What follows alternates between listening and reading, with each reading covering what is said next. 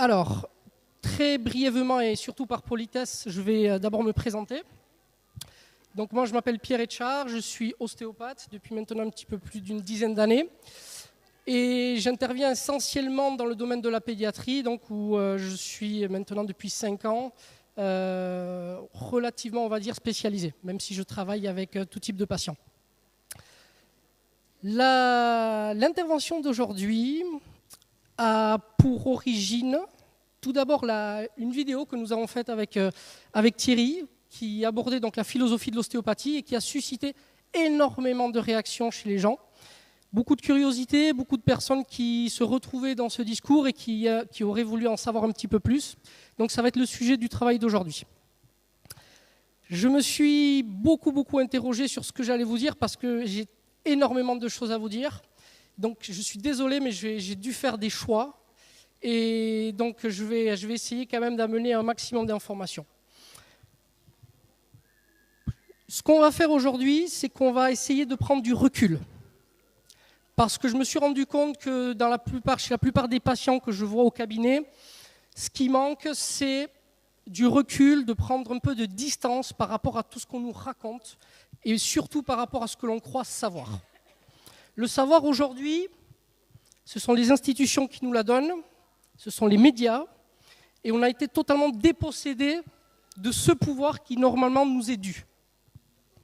Donc aujourd'hui, les gens sont totalement perdus parce qu'ils sont obligés d'aller voir des soi-disant spécialistes pour savoir ce qu'ils doivent faire.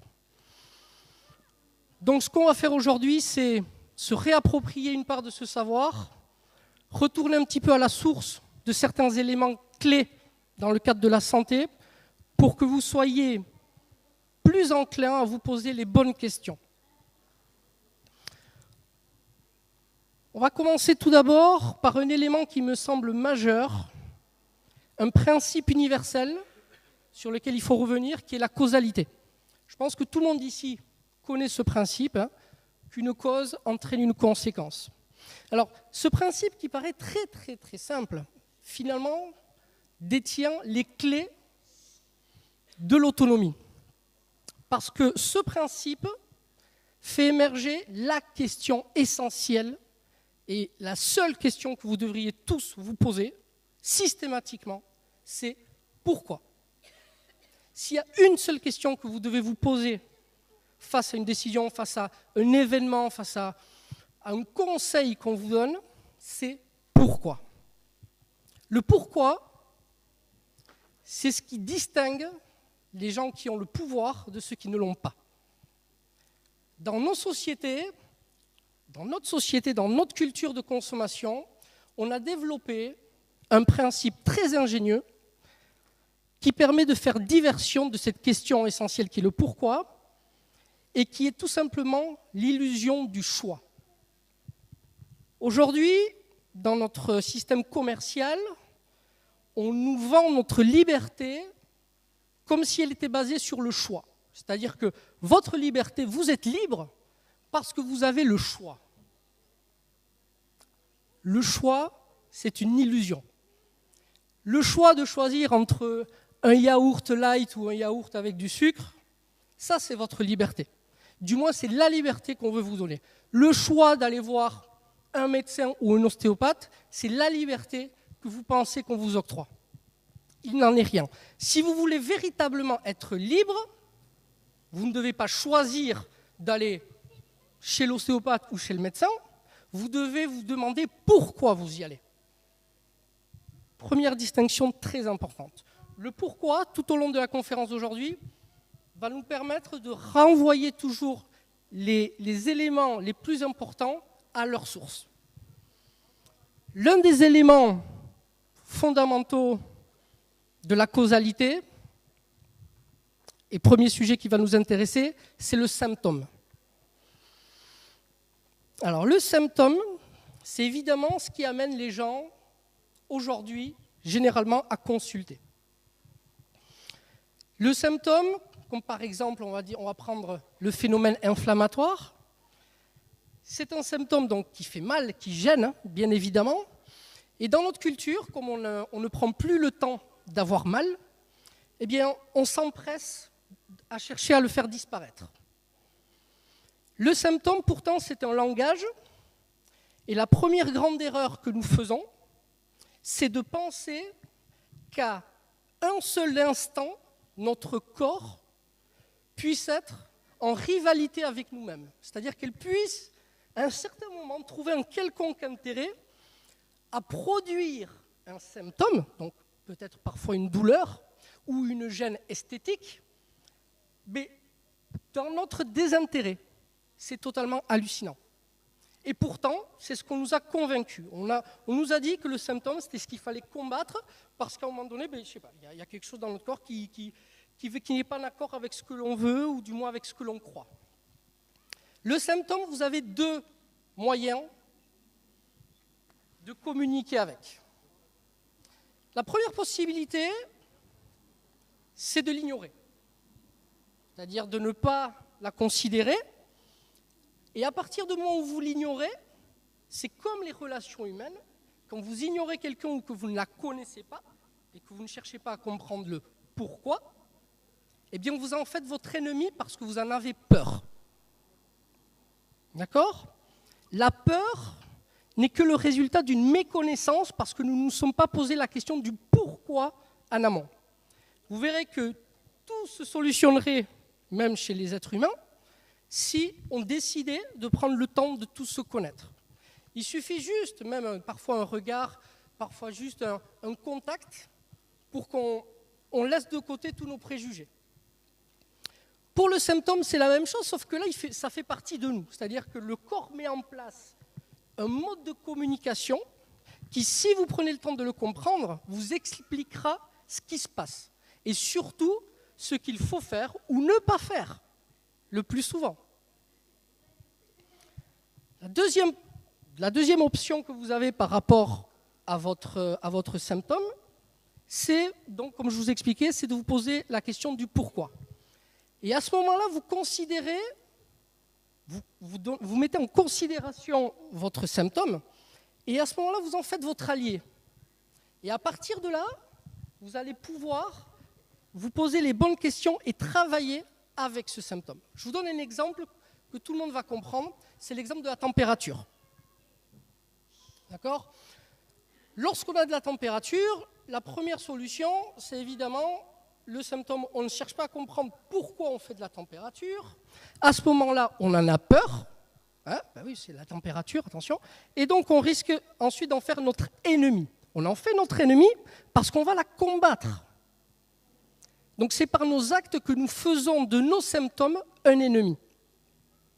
Alors que si l'on replace, si on cherche à comprendre le pourquoi de la température, c'est-à-dire qu'on le replace dans un système en rapport avec l'organisme, donc en rapport avec les méninges, avec le liquide céphalorachidien, avec toutes les composés qui viennent soutenir le système immunitaire, eh bien on se rend compte que la température est notre meilleur allié.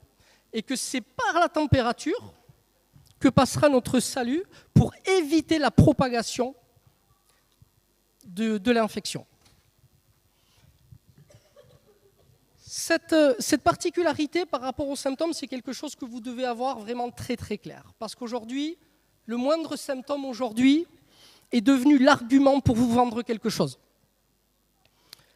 La chasse aux symptômes, c'est devenu le plan commercial le plus important actuellement. D'ailleurs, c'est pour ça que dans le système médical, aujourd'hui, pour vous vendre plus de produits, on vous invente des maladies. Et les maladies n'existent que par des symptômes. Donc, si vous vous réappropriez le pourquoi du symptôme, vous n'aurez que des alliés, que des amis, et vous deviendrez autonome. N'oubliez jamais ça. Il y a dans le principe de causalité, il y avait une chose que je voulais rajouter pour vous illustrer un petit peu l'importance du pourquoi. Est-ce que vous connaissez le PLS, position latérale de sécurité, d'accord ? Beaucoup de gens ne savent pas pourquoi, mais lors des formations, normalement, on vous suggère d'allonger la personne sur le côté gauche. Est-ce que quelqu'un dans cette salle, à part certaines personnes que j'ai comme patients, à qui je l'ai certainement déjà dit, est-ce qu'il y a quelqu'un qui saurait me dire pourquoi? Non, pas l'estomac. Alors, le foie, j'écoute.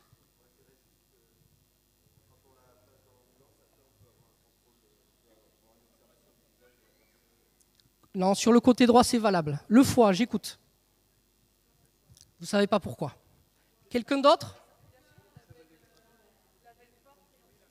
Veine cave. Veine cave, excellent, très bien. Le foie, qui est le plus grand organe du corps humain, vous avez le lobe droit qui est placé donc, du côté droit. Mais le lobe gauche vient jusqu'ici. D'accord ? Les gens ont du mal à se représenter un foie. Je peux vous dire qu'en dissection, quand on voit un foie, c'est à chaque fois très très surprenant. D'accord ? Le foie, il part d'ici, en dessous du mamelon à droite, jusqu'à gauche. D'accord ? C'est énorme. 1,5 kg en moyenne, c'est impressionnant. Pour vous dire que, au niveau du foie, le retour veineux par la veine cave, au niveau du cœur, se fait donc par la veine cave. Et la veine cave a cette particularité qu'elle creuse un sillon au niveau du foie. Ça veut dire que lorsque vous allez vous mettre du côté droit, avec la gravité, la pression du foie va écraser la veine cave et donc va ralentir le retour veineux. Et comme le système veineux ne bénéficie pas de la pompe cardiaque comme le réseau artériel, vous risquez de diminuer ou de créer un état d'hypoxie chez la personne. Donc comme la personne est déjà apparemment pas très bien et qu'on ne sait pas ce qu'elle a, si elle a des troubles cardiaques, ça risque d'aggraver sa situation. Est-ce que vous comprenez la différence qu'il y a entre lorsque je vous dis, moi, en tant que formateur, il faut le mettre du côté gauche, et l'explication du pourquoi que je viens de vous donner. Cette différence, c'est ce qui va différencier, dans ce que dit Thierry, entre l'adhésion et la conviction. Le pourquoi, c'est ce qui va vous permettre d'être convaincu, et c'est ce qui va vous donner le pouvoir qu'on ne pourra plus jamais vous enlever. C'est-à-dire qu'on ne pourra plus vous la faire. On ne pourra plus vous la faire. Vous savez pourquoi. Donc on pourra vous raconter ceci, cela pour vous vendre quoi que ce soit, mais il faudra passer au suivant parce que vous saurez pourquoi. Alors, après, vous retenez, promis, je vais répondre à votre question. Alors, je vais ensuite... il y a une chose très intéressante, c'est la façon dont j'ai connu Thierry. Alors, moi, je ne le connaissais pas, je l'ai connu l'année dernière parce que ce sont des amis bienveillants qui m'ont parlé de lui et qui m'ont dit, écoute, lors de nos discussions, il dit, mais tu as entendu parler de Thierry Casasnovas? Et moi, bon, je dis, non, écoute, je suis désolé, je ne le connais pas. Et il me dit, mais tu devrais l'écouter parce que voilà, dans votre façon de parler et tout ça, il y a des choses qui se recoupent, je pense que tu aimerais beaucoup. Donc, ils me l'ont dit 2-3 fois, donc au bout d'un moment, je me suis dit, quand même, il va falloir que j'aille voir ce qui se passe. Donc je suis allé voir, et vous savez ce que je me suis dit quand j'ai vu ces vidéos? Je me suis dit, ce gars-là, c'est un énorme symptôme. Alors, un symptôme comme ça, et pourtant, bon, moi j'en vois au cabinet tous les jours, mais ce symptôme-là, le symptôme Thierry Casasnovas, il est impressionnant. Il est impressionnant parce que tout ce qu'il fait n'est que la conséquence de notre ignorance à écouter nos propres symptômes. Je vous explique. L'organisme, qui est un système complexe et dynamique, s'adapte en permanence. C'est d'ailleurs l'une des propriétés de l'organisme, c'est qu'il s'adapte. Le symptôme, c'est un moyen de s'adapter pour vous signifier qu'il se passe quelque chose et qu'il va falloir trouver une solution pour réajuster les choses. Si vous ne le comprenez pas, si vous n'en tenez pas compte, ce symptôme va changer d'endroit, de moyen d'explication, et surtout, il va devenir de plus en plus fort. C'est-à-dire que si vous ne l'avez pas compris, par exemple, lorsque vous avez mal à la tête, que ce n'est pas un cachet qu'il faut prendre, mais par exemple que vous devez simplement diminuer certains types d'aliments que vous consommez, eh bien, la migraine va peut-être s'atténuer, mais par contre, vous risquez de vous faire une lombalgie une semaine plus tard. Alors, personne ne fera le lien, parce qu'on a rarement l'occasion d'avoir une vue d'ensemble du corps, on y reviendra. Mais le symptôme a cette capacité, à différentes échelles, de s'adapter et d'envoyer des informations de plus en plus fortes pour que vous l'écoutiez. Tant que vous ne l'écoutez pas, il reviendra. Et Thierry, dans ce contexte-là, me fait absolument penser à ça. C'est-à-dire que pour moi, il est apparu dans une période de notre existence où nous sommes incapables d'attacher de l'importance à ce que nous sommes. Et du coup, lui a décidé, par son attitude, par son comportement, par ses expériences, bien de partager cela et de mettre devant vous ce que lui a vécu, mais finalement ce que un petit peu tous partageons. Et donc, dans ce contexte-là, il ne fait que représenter ce que nous devrions tous faire. Ça veut dire que la démarche que Thierry fait, on devrait tous, aujourd'hui, être dans une disposition pour faire la même chose. C'est-à-dire que lui, il est dans une quête du pourquoi permanent, et nous devrions tous le faire. J'irai même plus loin. C'est un symptôme qui est notre allié, parce que nous cherchons à le comprendre, c'est-à-dire qu'on est tous là parce que nous adhérons plus ou moins à ce qu'il dit, et donc on cherche à le comprendre, donc c'est notre allié. Mais dans l'absolu, et je suis désolé si ça va attrister un petit peu, mais dans l'absolu, si l'homéostasie, on y reviendra, si l'homéostasie revient d'un point de vue général, mais Thierry sera amené à disparaître. On est d'accord. Et ce sera une très bonne chose. Et je pense que le premier heureux, ce sera lui. Mais quand je dis disparaître, on s'entend. On s'entend.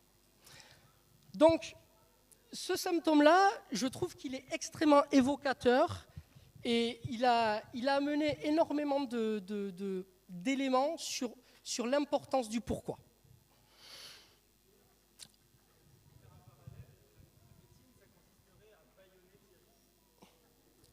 Ben, alors, la médecine n'a...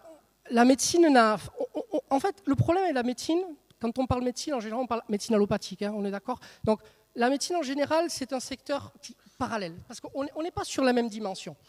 Je vais l'expliquer, parce que je vais vous expliquer un petit peu aussi ce qu'est l'ostéopathie et surtout ce qu'elle n'est pas, parce que malheureusement, comme c'est devenu quelque chose de très populaire aujourd'hui, enfin, ça c'est très bien, mais par contre, ça a été vulgarisé, du coup, tout le monde s'y perd et on ne sait plus ce qu'est véritablement l'ostéopathie. Donc dans ce cadre-là, je reviendrai sur ça et je l'expliquerai. Alors, ok. Par rapport à ça, donc je vais le faire maintenant, ça va être beaucoup plus rapide parce que c'est vrai qu'au niveau du temps, on est un petit peu juste. L'ostéopathie, c'est avant tout, et je vous demanderai de souligner ça en rouge et avec un stabilo, c'est avant toute chose une philosophie. J'aimerais que ça se soit très très clair. Ce que n'est pas l'ostéopathie, ce sont des techniques. D'accord ? Il ne suffit pas de faire quelques thrusts ou d'utiliser quelques techniques qu'on apprend en ostéopathie pour faire de l'ostéopathie. L'ostéopathie, dans son historique, que je n'ai pas le temps de déployer ici, mais qui est pourtant fondamentale, a été développée par un monsieur qui s'appelle Andrew Taylor Still et qui a développé une philosophie, c'est-à-dire une façon de penser la santé et le vivant. Et en se questionnant sur la santé, il a développé une thérapeutique qu'on l'a d'ailleurs obligé à appeler ostéopathie. Parce qu'au départ, lui, il ne voulait pas le nommer. Parce qu'il considérait que c'était quelque chose qui utilisait en fait les principes de l'univers, donc c'était une compréhension de notre environnement au service de la santé. Mais on lui a demandé, mais comment ça s'appelle ce que vous faites ? Comment ça s'appelle ? Donc, du coup, il a sorti un nom, mais pour satisfaire un petit peu les gens, parce que nous sommes on a besoin de nommer les choses. Et donc, dans ce cadre-là, il a appelé ça ostéopathie. Mais dans ce cadre philosophique, il a développé 4 grands principes. Et au travers de ces 4 grands principes, on va revenir sur des notions très importantes que vous allez côtoyer au quotidien et qui ne sont pas forcément, ou du moins n'ont pas la portée que vous imaginez. Le premier de ces principes, c'est le principe holistique. D'accord? Le principe holistique, donc, c'est la notion de globalité. C'est-à-dire qu'on ne considère pas les structures comme l'assemblage de ces différents éléments. D'accord? Dans ce principe holistique, d'un point de vue, la science a amené énormément d'éléments de compréhension. Et je m'excuse encore, parce que ça fait partie d'un élément que je voulais développer, mais je n'aurai pas le temps. Mais je vais vous le signifier pour que vous puissiez vous le chercher, et ça sera l'occasion peut-être de le développer un petit peu plus une autre fois. Il y a un événement majeur en sciences qui a eu lieu, dans les sciences notamment de la mécanique quantique, et qui n'a été relayé quasiment par personne. Une expérience incroyable qui a été obtenue par un Français, pour lequel il a obtenu le prix Nobel, et dont on parle quasiment pas. Cette expérience, c'est l'expérience de non-localité d'Alain Aspect. Est-ce que quelqu'un en a déjà entendu parler? Ok, bon, c'est vraiment une minorité. Je vous en prie, renseignez-vous, parce qu'à partir de ce moment-là, le monde que vous connaissez ne sera plus le même. Ça fait partie des travaux majeurs de la science de ces 50 dernières années. J'aurai l'occasion, pour certains, s'ils veulent, d'apporter des éléments d'explication là-dessus. Je suis désolé, je ne peux pas aller plus loin, parce que sinon je ne vais pas avoir le temps de vous parler du reste. Pardon? La non-localité d'Alain Aspect et collaborateurs. Aspect, A-S-P-E-C-T.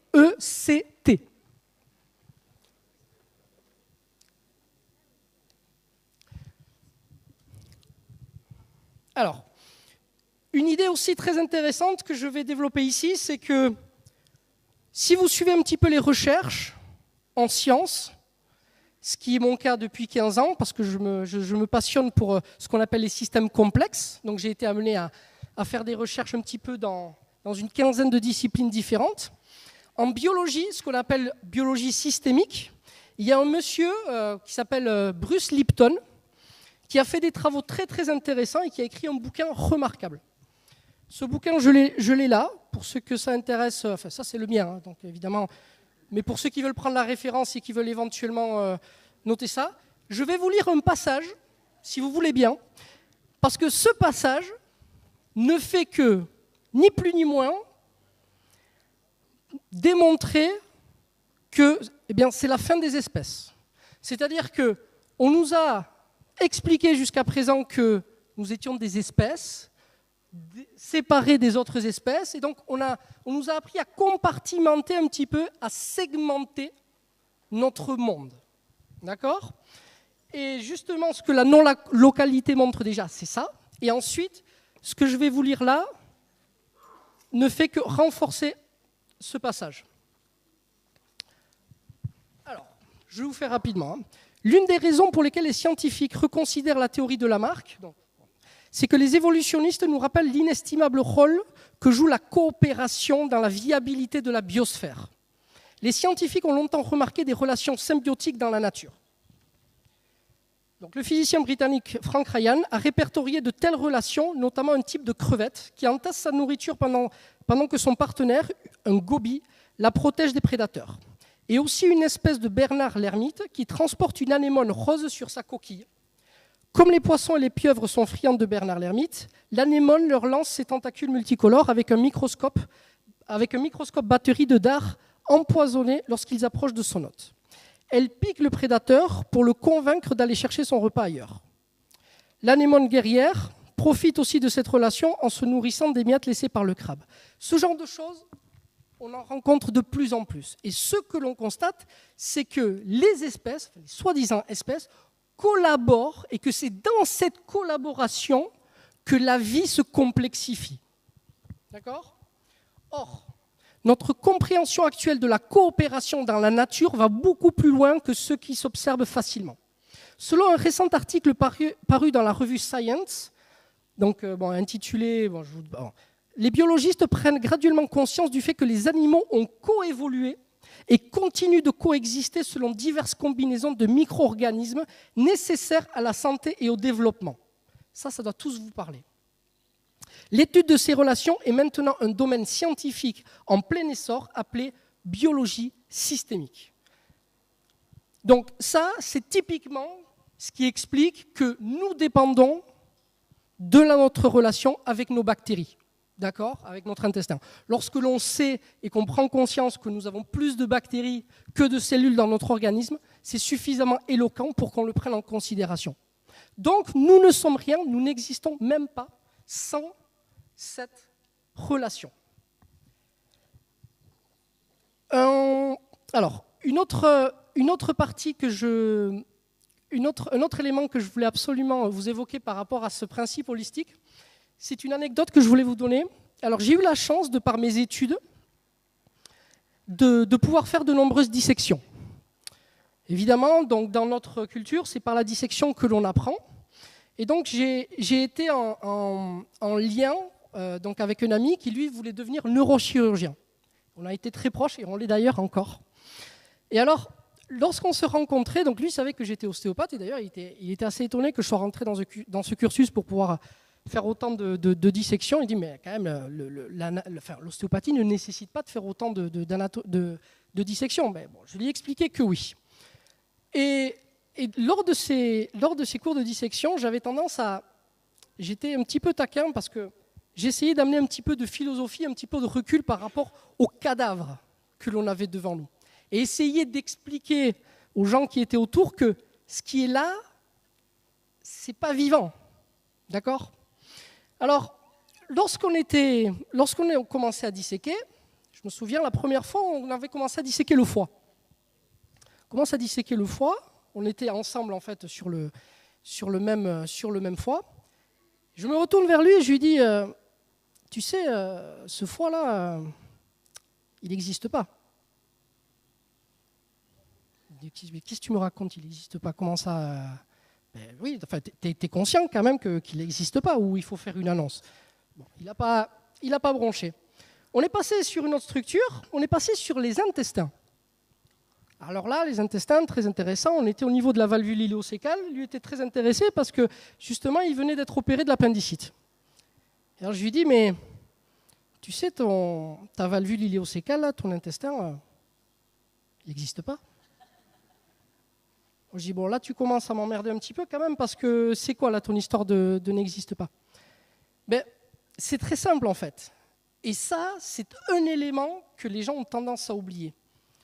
Les structures, en anatomie, lorsque vous étudiez l'anatomie, pour des questions sémantiques, on vous oblige à nommer les choses. D'accord? C'est-à-dire qu'on nomme le foie, on nomme l'intestin, on nomme les structures, mais pour pouvoir les apprendre. Mais ça n'a rien de réel.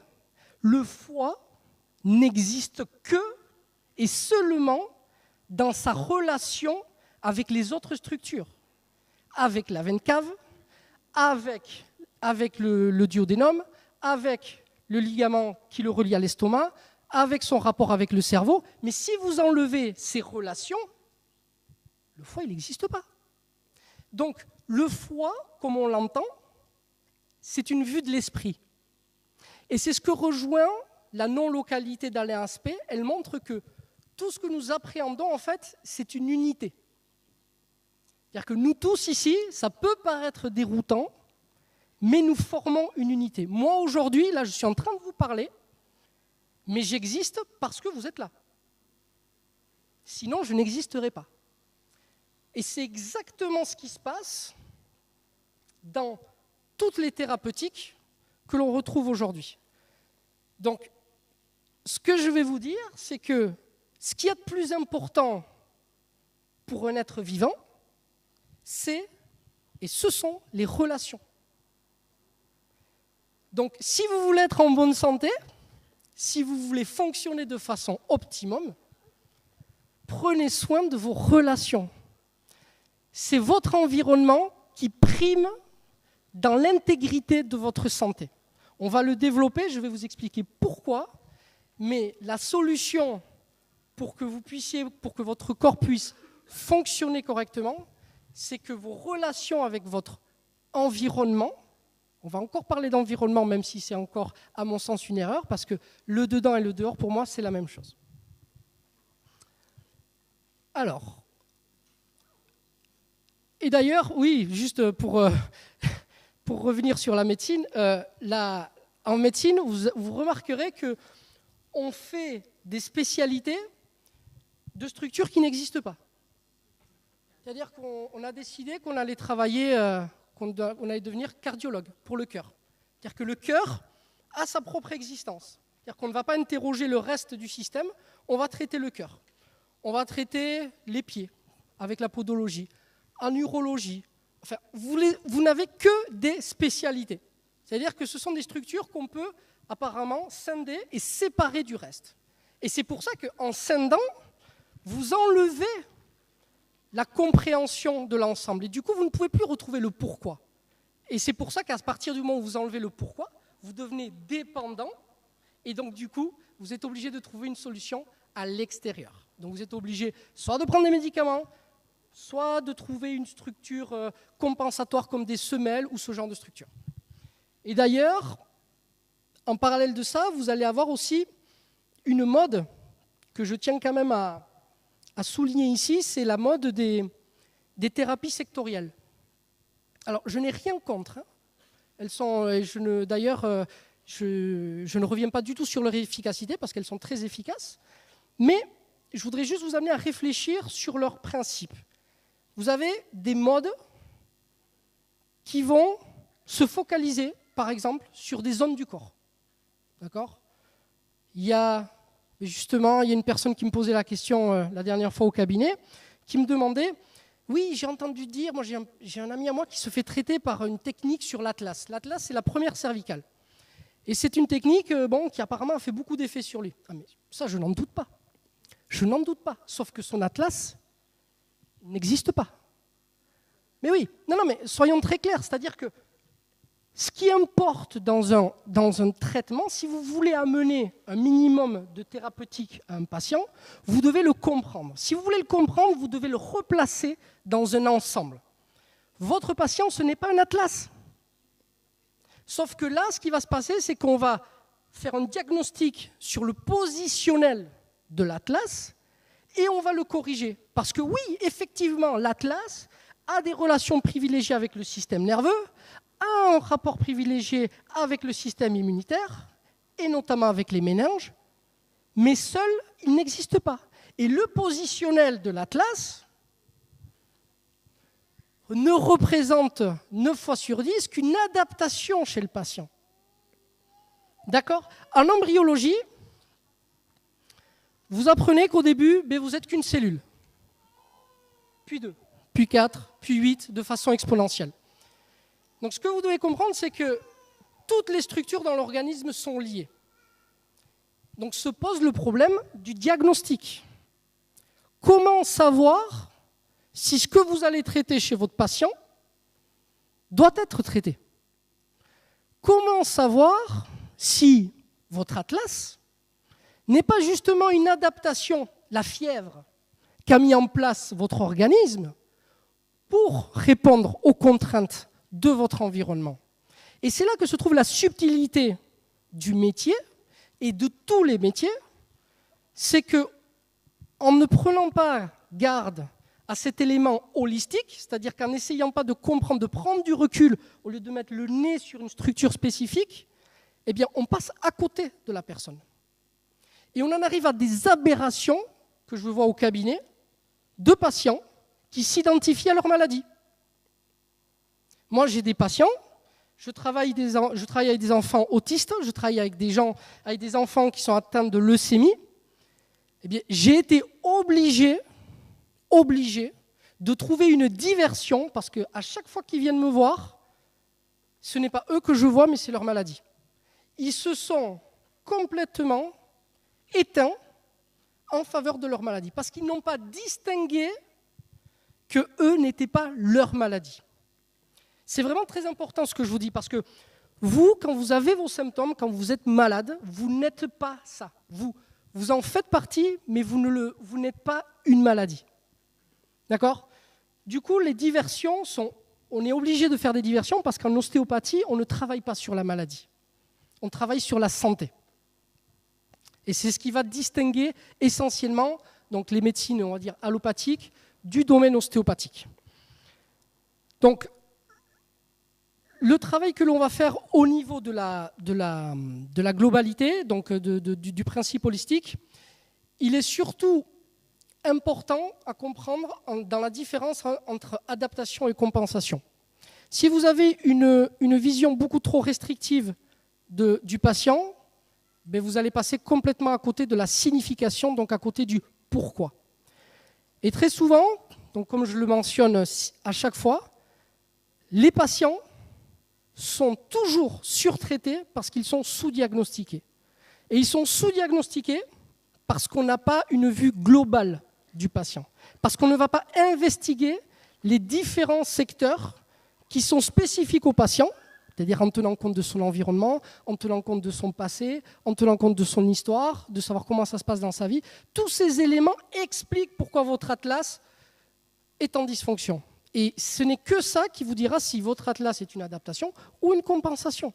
Et vous dira si vous devez le traiter ou si vous ne devez pas le traiter. Mais si vous devez traiter, soyez sûr de ce que vous faites. Parce que vous jouez un petit peu à Dieu.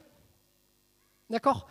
C'est-à-dire qu'il faut être extrêmement arrogant pour oser remplacer le travail du corps dans sa tentative de régénération. Donc, un thérapeute déjà qui traite beaucoup, méfions-nous. Méfions-nous parce que la facilité veut qu'aujourd'hui, on s'appuie plus sur les techniques que sur la réflexion. Et du coup, comme on est dans une société aussi de spectacle, pour peu qu'on en mette un petit peu plein la vue aux patients, ça passe.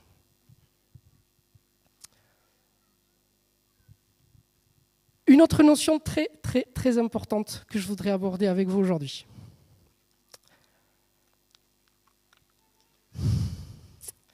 Il y a...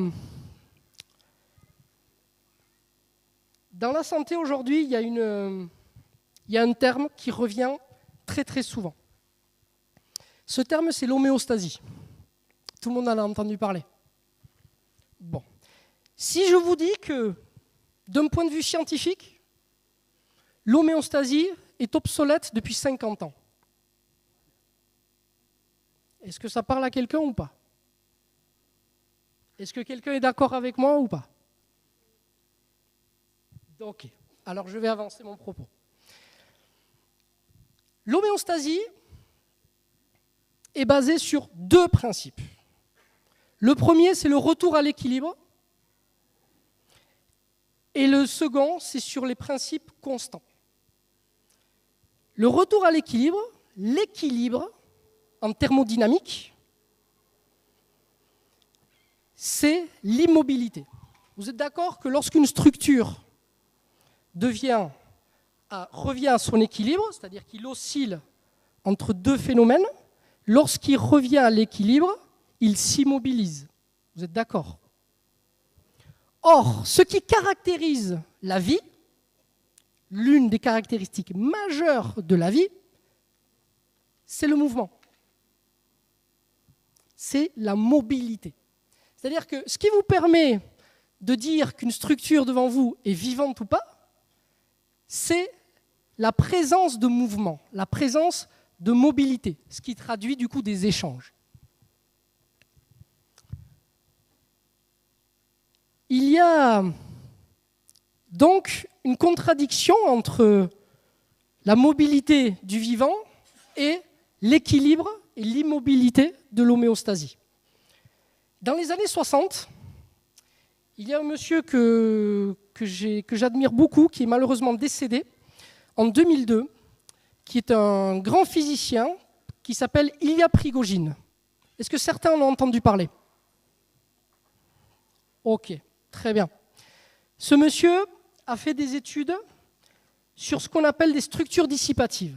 Donc je suis encore désolé, vous le notez, je ne peux pas le développer parce qu'on n'a pas assez de temps et que ce n'est pas le fond du sujet. Mais en tout cas, les structures dissipatives lui ont permis, avec son collaborateur Kachalski, en 1977, d'obtenir le prix Nobel pour avoir démontré, écoutez bien, que toute structure vivante, biologique, fonctionne nécessairement loin de son point d'équilibre.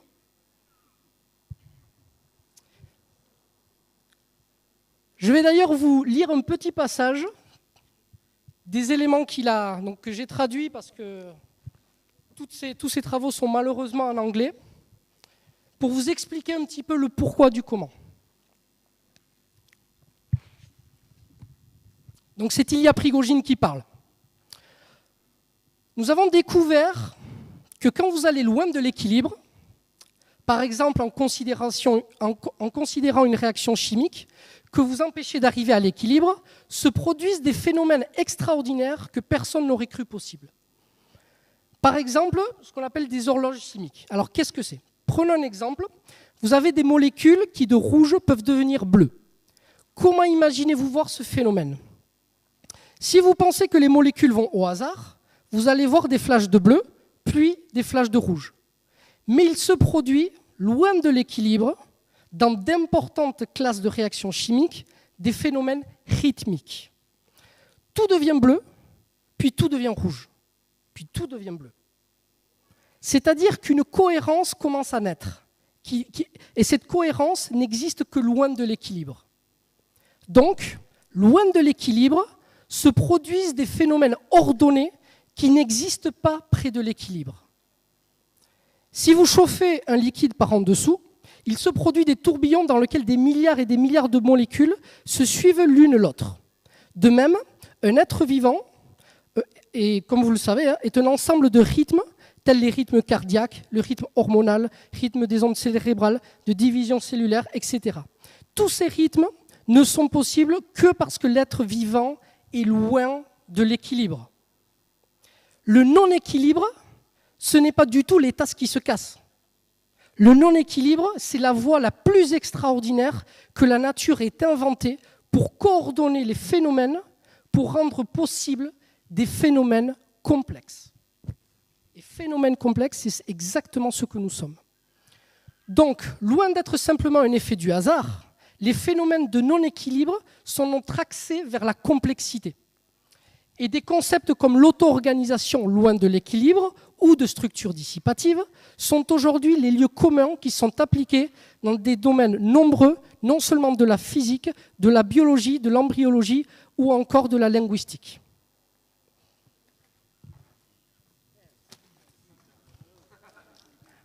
Il va y avoir beaucoup à dire sur ça.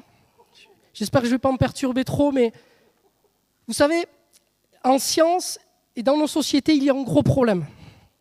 C'est qu'il y a, depuis que je fais de la recherche, je me suis rendu compte d'un phénomène vraiment très étrange, c'est qu'il y a un écart considérable entre les découvertes scientifiques et le moment où les conséquences de ces découvertes impactent ou arrivent à la connaissance du grand public. On est toujours en retard. On est toujours en retard. Prenons l'exemple là de l'homéostasie. Je veux dire, vous, ça fait combien de temps que vous connaissez le principe d'homéostasie? Je veux dire, on va dire, allez, peut-être 20 ans pour les plus précoces. Ces études-là datent de 50 ans. Je veux dire, il y a une aberration. Donc, il y a un décalage qui est dû effectivement à un problème politique et à un problème aussi dogmatique qui fait que beaucoup de chercheurs vivent sur les dogmes qu'ils ont installés. Et donc, ils sont un petit peu frileux à faire avancer les croyances, à faire avancer les dogmes, parce que ça pourrait aller à l'encontre, on va dire, de leur carrière. Et ça, c'est un élément que vous devez prendre en considération, parce que vous ne pouvez plus accepter d'attendre. Parce que si vous décidez d'attendre que l'info vienne à vous, mais vous aurez 50 ans de retard, tout simplement. Donc, en tenant compte de ce phénomène-là, vous êtes obligé aujourd'hui d'aller chercher par vous-même les informations. Et croyez-moi, ce n'est pas aussi difficile que ça, et c'est surtout passionnant. Alors, du coup, je ne vais pas vous laisser avec ça, parce qu'il y a un autre élément qui a été développé en 1980, année de ma naissance, par Baumann et Curie, qui est l'homéorésie. Est-ce que quelqu'un a déjà entendu ce terme? Personne. Personne. OK. L'homéorésie, en fait, c'est l'extension de ce que je viens de vous expliquer par rapport aux structures dissipatives et par rapport au non-équilibre. En thermodynamique, on explique que le corps humain est un système ouvert parce qu'il est en permanence en adaptation par rapport au flux d'énergie qu'il reçoit de l'extérieur. Et c'est cette adaptation-là qui est la plus importante dans le développement et l'adaptation de la physiologie humaine. Je m'explique. Aujourd'hui, avec notamment l'avènement, donc depuis maintenant 20 ans, de l'épigénétique également, on se rend compte que l'élément fondamental, c'est l'environnement. L'environnement, c'est lui qui va vous envoyer la stimulation qui va permettre à votre organisme de répondre par la réponse la plus adaptée par rapport à ses besoins. Donc c'est une espèce de dialogue, une espèce de ping-pong que vous faites avec votre environnement, et c'est ça qui fait la qualité de la régulation de ce que vous appelez, ou de ce qu'on appelle l'homéostasie, mais en fait qui est l'homéorésie, parce que l'homéorésie intègre l'environnement. C'est-à-dire que l'homéostasie va avoir tendance à fonctionner comme un système fermé, c'est-à-dire qu'on prend en considération uniquement des relations chimiques entre elles, mais on oublie totalement l'environnement. Or, aujourd'hui, on se rend compte que, comme le foie n'existe pas, les régulations de notre corps n'existent que parce que vous avez un environnement. Et c'est votre environnement qui vous oblige, et qui oblige votre organisme à s'adapter et qui lui donne les informations pour s'adapter. Donc, aujourd'hui, il y a une petite bataille, comme il y a toujours en science. Il y a des gens qui veulent quand même maintenir ce phénomène d'homéostasie et d'autres qui veulent essayer de généraliser ce principe homéorésique. Moi, dans l'état actuel de mes connaissances, je pense que tout, absolument tout, fonctionne sur le principe homéorésique parce que nous sommes un tout. Parce que l'environnement et le milieu intérieur ne sont que des propos sémantiques et que finalement, nous ne sommes qu'un. Alors ça peut paraître un petit peu ésotérique, mais ça ne l'est absolument pas. Alors, une autre information que je veux vous amener, qui est importante et qui est issue du titre justement de cette intervention. Le titre, c'était « Obtenir de la connaissance plutôt que de l'information ».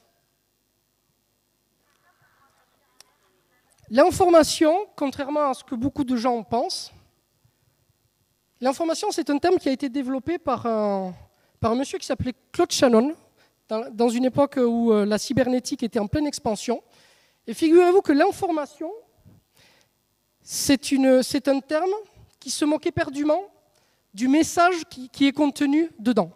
C'est-à-dire que l'information n'est qu'une valeur énergétique qui se moque éperdument de ce qui est dit dedans. Aujourd'hui, dans notre langage, on utilise le terme information à mauvais escient. L'information n'est pas le savoir et le savoir n'est pas la connaissance. Ce que vous obtenez, ce que je vous donne aujourd'hui, moi, c'est de l'information. C'est-à-dire que c'est ce que vous en faites, vous, qui va, dans un premier temps, en faire un savoir, et dans un second temps, en faire de la connaissance. Et la connaissance, c'est le pourquoi.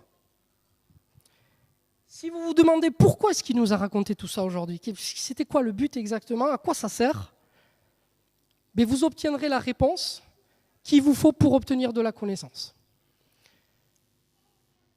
Il y a dans le monde ostéopathique, il y a eu un grand monsieur, dont d'ailleurs le titre de cette conférence est extraite. Ce monsieur s'appelle William Garner Sutherland. Ce monsieur a été un très grand passionné de l'ostéopathie et il a développé ce qu'on appelle l'ostéopathie crânienne. Donc tout le domaine crânien a été développé par lui parce qu'il y voyait quelque chose qui l'intriguait énormément. il était persuadé que les sutures du crâne étaient soumises à une forme de respiration. Il s'était rendu compte que les écailles du temporal étaient agencées de telle façon que ça fonctionnait un petit peu comme les ouïes des poissons. Mais dans son paradigme, à ce moment-là, c'était inconcevable. Parce que déjà, un crâne, ça ne bouge pas. Alors, respirer, pas exagérer non plus. Et donc, il a décidé d'obtenir de la connaissance, et pour ça, il a décidé de faire une expérience. Et cette expérience, figurez-vous, et c'est là où c'est génial, c'est qu'elle avait pour but de démontrer qu'il avait tort. C'est-à-dire qu'il a monté une expérience pour se dire, non, effectivement, je dis n'importe quoi. Et cette expérience, il a dit, si les sutures sont faites de sorte à ce que le crâne puisse respirer, c'est-à-dire que si je la comprime, si je la serre dans un étau, on va avoir des symptômes apparaître. Donc il a fabriqué une espèce de casque avec un gant de baseball et il s'est mis ça sur la tête. Et sa femme, très courageuse, qui a fait partie du protocole, a dû tenir compte des éventuels symptômes qui pouvaient apparaître. Très, très, très rapidement, William s'est mis à changer du tout au tout. Ce n'était plus la même personne. Il est devenu extrêmement agressif, il est devenu très, très colérique, d'une impatience absolue, et il commençait à perdre la sensation qu'il avait développée dans le cadre de l'ostéopathie. Il a donc décidé de renouveler l'expérience, et il a vu qu'à chaque fois, ça impactait sur son activité et surtout sur sa façon d'interagir avec son environnement. À partir de là, il a décidé de changer sa vision des choses et il a décidé de monter des études, donc d'anatomopathologie directement sur le crâne. Et c'est de là qu'est née toutes les connaissances que nous avons aujourd'hui de l'ostéopathie crânienne. Pour vous dire qu'aujourd'hui, moi qui ai étudié l'ostéopathie crânienne, si je n'avais fait que étudier ce que j'ai appris à l'école, je n'aurais obtenu qu'au mieux du savoir.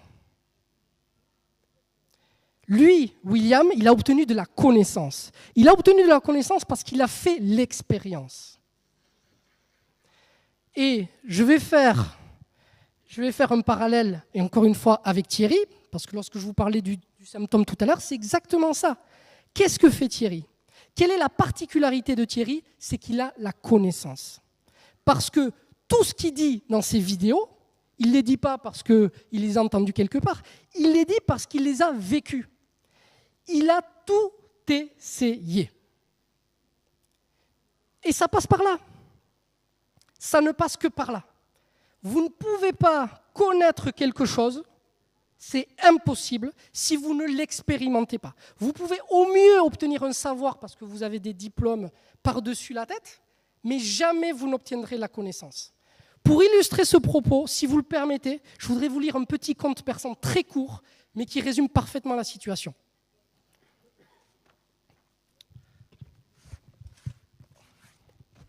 Alors, vraiment, j'adore cette histoire parce que je trouve qu'elle résume parfaitement ça.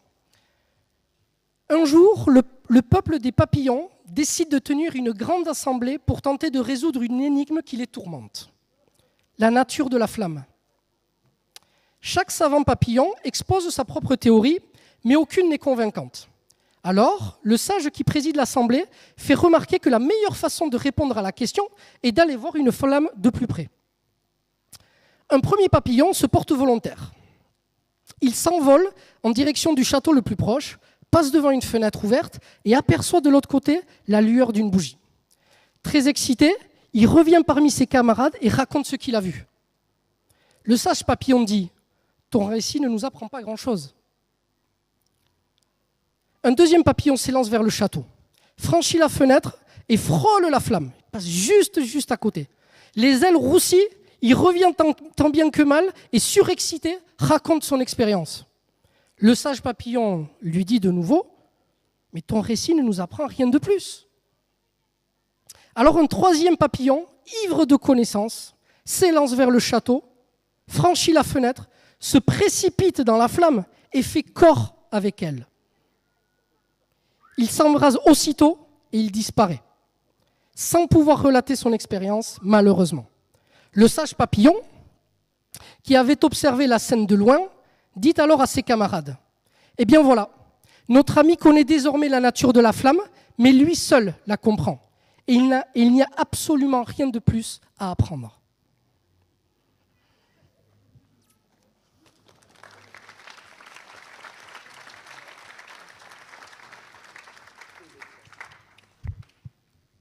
Tout ça, ce sont des éléments qui, normalement, doivent vraiment remettre l'Église au centre du village. Vous devez absolument passer par la connaissance si vous voulez devenir autonome. La connaissance passe par le pourquoi, comme je vous ai expliqué au départ. Si vous voulez bien, je vais juste terminer par 2-3 petits conseils, si j'ai encore 2 minutes, parce que je ne voudrais pas dépasser pour les gens qui viennent après. Ok, c'est bon.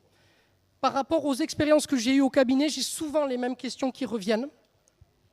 Et à propos de ça, j'ai un remède miracle à vous proposer. Alors ce remède miracle, malheureusement, il ne vient pas du fin fond de l'Amazonie. Hein. Je l'ai trouvé dans les racines de la médecine, avec Hippocrate.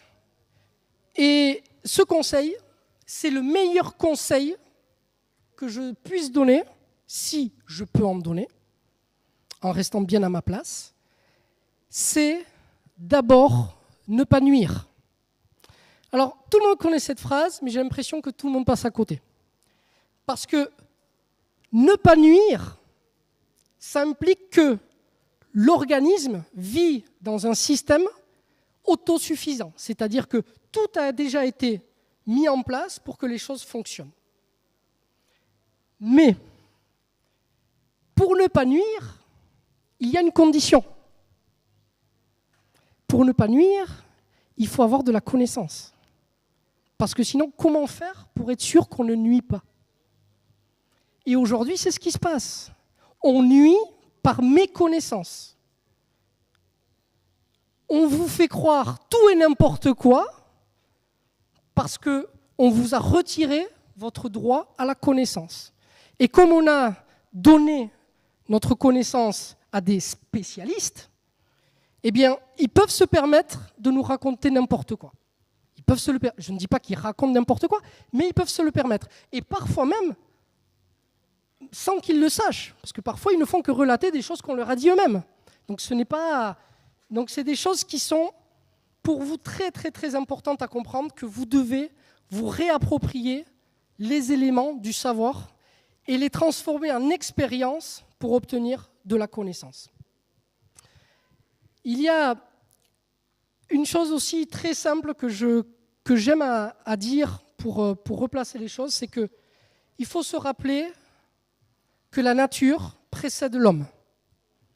Ça aussi, ça paraît très simple, mais si on considère que la nature précède l'homme, ça veut dire qu'avant que nous arrivions, nous, avec nos petits cerveaux, avec notre capacité à corticaliser, à segmenter, à matérialiser, à classer, à ranger les choses, eh bien, les choses fonctionnaient.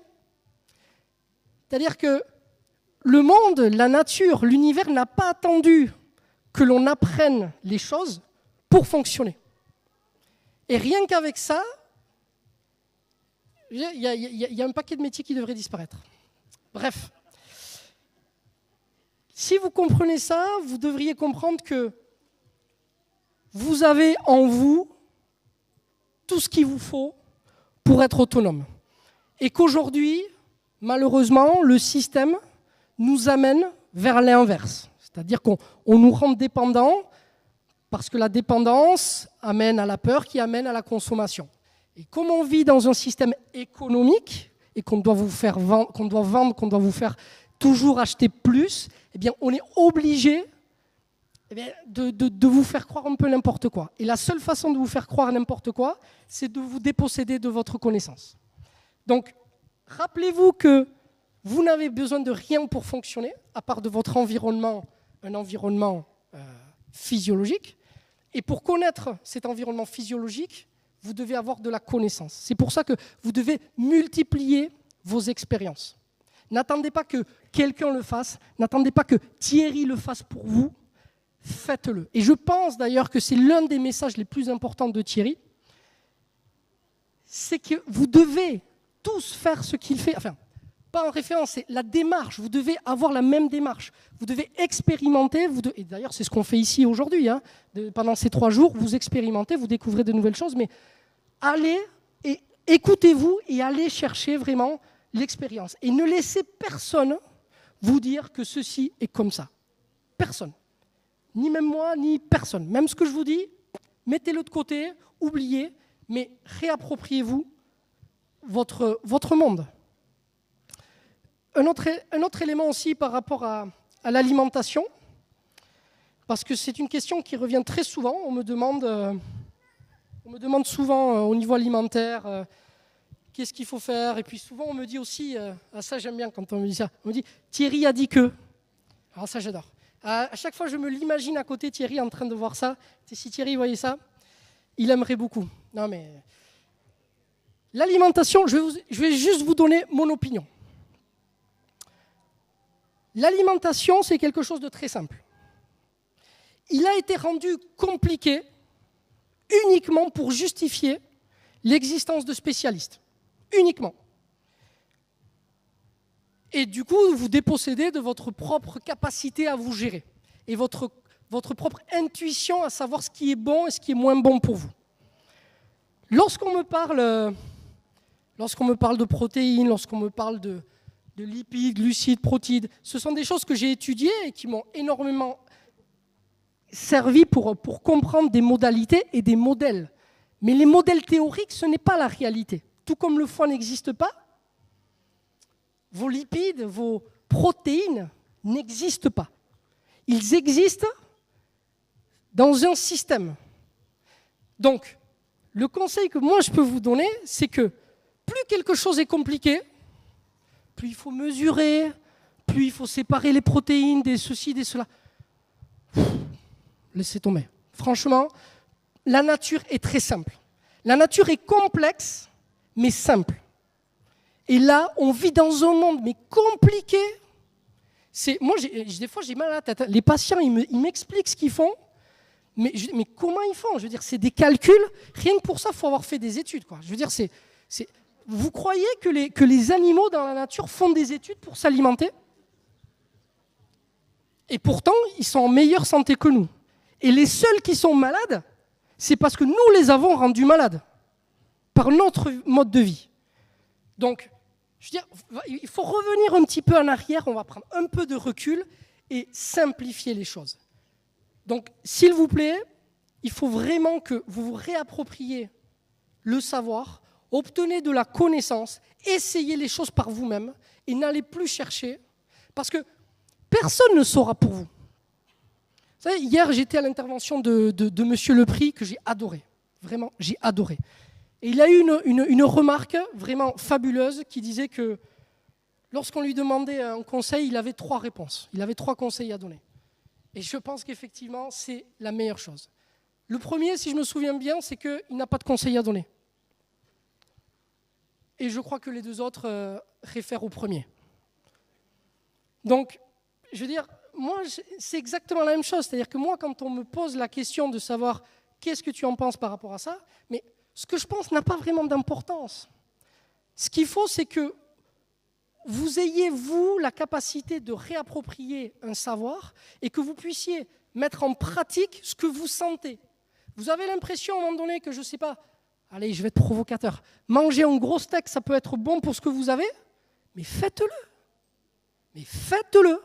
Et tout ce qui vous en empêchera, parce que vous avez des croyances, parce qu'on vous a dit qu'en frugivorisme, la viande, ce n'était pas fait pour les êtres humains et tout ça, pour moi, ce n'est pas valable. La seule chose qui compte, le seul élément qui doit vous dicter, c'est votre intuition. C'est ce que vous ressentez au plus profond de vous-même. Et si, après avoir mangé le kilo de barbac, vous n'êtes pas bien, eh bien là, vous aurez obtenu la connaissance. Et oui. Et le gars qui va vous dire derrière, oui, ceci, cela, la viande, mais oui, bah, si tu veux, mais moi j'ai déjà testé, donc je sais. Et je ne sais pas pour toi, je sais pour moi. Parce que nous sommes tous différents. Donc la solution pour être en bonne santé, pour être heureux en général, elle est en vous, mais avec votre environnement. Donc, vous n'avez pas besoin de quelqu'un pour vous dire quoi faire. Il faut juste que vous réappreniez à vous écouter, à faire confiance. La dernière fois, j'avais quelqu'un qui mourait d'envie de manger de la viande. Mais il avait entendu que c'était pas bon. Alors du coup, moi, j'allais manger. Ah non, c'était bien fait pour lui. J'ai dit, non, moi, j'allais manger. Et en plus, je lui ai dit que c'était très bon. Et en fait, c'était dégueulasse.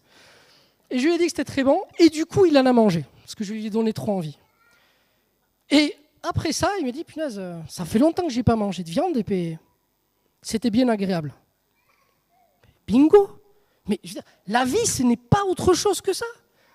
Et tu as failli passer à côté de ce que ton corps te demandait ou de ce que ton corps pouvait aspirer parce que tu as trop corticalisé par rapport à ce qu'on t'a fait croire ou ce qu'on a voulu te faire rentrer dans la tête. Les modèles théoriques, ça évolue tout le temps. Aujourd'hui, il y a une mode, demain, ça sera une autre, ainsi de suite. Ce qui ne change pas, c'est qui vous êtes. Vous évoluez, mais vous ne changez pas. Votre corps vous dira toujours ce qui est le mieux pour vous. Vous devez apprendre à vous écouter. Je ne vous embête plus, j'ai une dernière petite chose à vous dire, parce que j'aimerais juste rendre un petit hommage, si vous le permettez, parce que j'ai beaucoup changé depuis maintenant bientôt 4 ans. Et je tiens vraiment à faire cet hommage parce que j'ai eu plusieurs discussions au cabinet qui m'ont énormément touché, et je tiens absolument à finir sur ça. Cet hommage, je tiens à le rendre à la personne qui a fait de moi ce que je suis aujourd'hui, c'est-à-dire quelqu'un qui est extrêmement sûr de lui, qui a énormément confiance en lui et qui est très heureux. Je suis très heureux aujourd'hui, j'ai vraiment l'impression d'avoir trouvé ma place et j'ai un bonheur immense déjà à partager ce moment aujourd'hui avec vous et à faire mon métier. Et cette personne-là, bizarrement, c'est mon fils. Mon fils qui est arrivé il y a 4 ans m'a obligé, par les responsabilités qu'implique la paternité, à reconsidérer le monde dans lequel je vivais. La première question, et c'est elle qui va tout basculer dans ma vie, c'est la question des vaccins. Je ne vais pas faire un débat là-dessus, ni une polémique, même si je fais un travail là-dessus dans d'autres circonstances, simplement pour vous dire que les recherches que j'ai faites là-dedans m'ont amené à reconsidérer, à tout remettre à plat dans tout ce qu'on me racontait. Absolument tout. Et je me suis rendu compte qu'on nous mentait partout. Partout. Et de me dire qu'il a fallu que mon fils arrive pour me réveiller, je n'aurais de cesse que de le remercier. J'entends souvent dans mon cabinet des gens qui me disent ne pas vouloir d'enfants. Ils me disent que nous vivons actuellement dans un monde où nous sommes surpeuplés. Il y a trop de gens à nourrir, le monde est pire que jamais, il y a des guerres, les OGM, les chemtrails, bon, la totale. Hein. Et du coup, ils considèrent qu'ils ne peuvent pas avoir d'enfants dans ce monde-là. Eh bien, figurez-vous que pour moi, c'est l'inverse. C'est l'inverse parce que mon fils, donc, qui s'appelle Gabriel, c'est lui qui m'a donné la force de faire le nécessaire pour que les choses changent. Mon fils m'a donné une responsabilité et un amour que rien d'autre dans ce monde ne m'a donné jusqu'à présent. Et cette force, c'est une force que je partage dans les différentes conférences que je développe. Et je pense que cette force est une force universelle. Les enfants ont un don et les enfants sont notre avenir. Si nous voulons survivre à ce monde, ça ne sera que grâce à eux.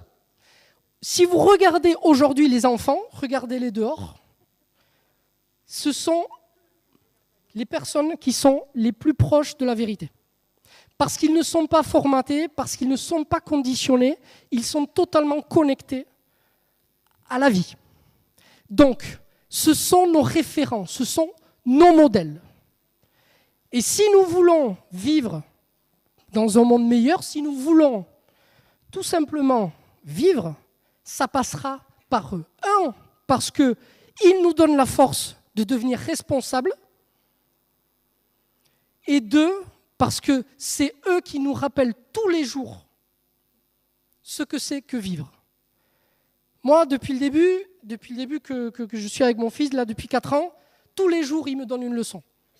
Tous les jours. J'arrive avec mes grands sabots, avec mes grands principes, en me disant « Non, mais tu sais, ça, c'est comme si, ça, il ne faut pas. » Et puis, au bout d'un moment, il me regarde et je vois bien que, en fait, non. Et dans son regard, je vois bien qu'il compatit. Hein. Je vois bien qu'il a même tendance des fois à se lever, il me tapote comme ça, il me dit « C'est pas grave, papa. C'est pas grave. » Mais je veux dire, ça, il n'y a que les enfants pour faire ça. Je veux dire, si on n'a plus ça, on n'a plus rien. On n'a plus rien. Donc, notre survie, notre bonheur, parce que des enfants, c'est d'abord le bonheur. Je veux dire, un monde sans enfants, je veux dire, personne ne voudra y vivre. Je vous le garantis.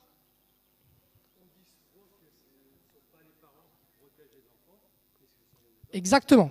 Exactement. Donc pour ceux qui n'ont pas entendu, on dit souvent que ce sont les parents qui protègent les enfants alors que c'est l'inverse. Ils garantissent notre non-dégénérescence. C'est-à-dire qu'ils ralentissent notre dégénérescence. Alors, bravo à tous ceux qui sont venus avec des enfants. Et je tiens à ce que ce message ne soit absolument pas culpabilisateur pour ceux qui ne veulent pas avoir d'enfants. Je respecte, mais je voulais juste mettre ça en parallèle parce que lorsque j'entends ça, je vous le dis très honnêtement, ça me rend triste. Vraiment. Donc, je pense que je vais devoir m'arrêter là. J'avais malheureusement encore des choses à vous dire, mais il va falloir laisser la place aux personnes qui sont après. Est-ce qu'il y aurait quand même une ou deux questions ou est-ce que c'est bon ? Oui.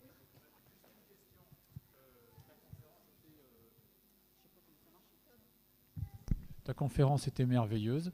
Merci. Ça fait ronronner les méninges d'une force incroyable. Et là, franchement, je te remercie. Et en plus, j'ai fait qu'une introduction, je suis désolé. J'avais tellement de choses à vous dire. Mais... C'est le sens de ma question. Oui. On le sent bien qu'il y a beaucoup plus que ça. Bien sûr. Quand, comment, où. Ah, bah, écoutez, voilà. Alors ça, c'est... Moi, je me tiens à votre disposition. Hein. Moi, je suis là... Moi, je suis venu ici pour donner hein, et partager mon expérience. Donc, ça dépend de vous. Ça ne dépend pas de moi. Moi, je suis à votre disposition. Donc, s'il y a des gens qui sont intéressés pour plus, on voit ce qui est possible de faire. Moi, je suis à votre entière disposition. Alors, levez la main s'il y en a qui veulent poursuivre le travail. Ok. Bon. Ok. Très bien. Bon, on va voir s'il y a possibilité alors avec l'organisation. Est-ce qu'il y a quand même une ou deux questions, monsieur ?